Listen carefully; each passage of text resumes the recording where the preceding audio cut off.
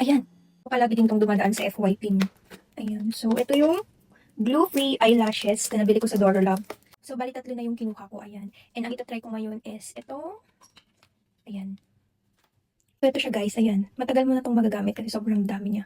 And meron na din siyang kasamang ganito para mabilis mo lang siyang maikabit sa eyelashes mo. So, guys, bali mag-curl ka muna ng eyelash mo bago mo siya ilagay. Hindi mo na kailangan lagyan ng glue to guys kasi meron na siyang glue.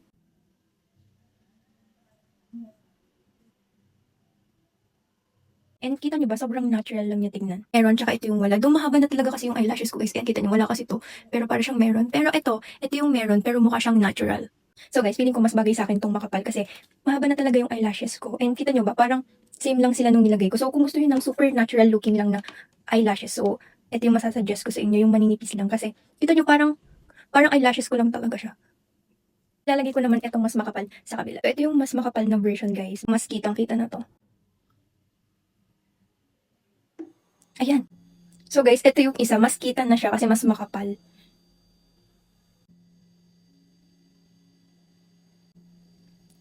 So guys, ito yung isa. Sobrang kitang-kita niya sa akin kasi itong isa kasi guys, halos same lang sila ng itsura ng eyelash ko kaya hindi siya ganun kahalata. Pero nung ito na yung kinabit ko, ang ganda. So guys, ito yung difference nung dalawa. Ayan.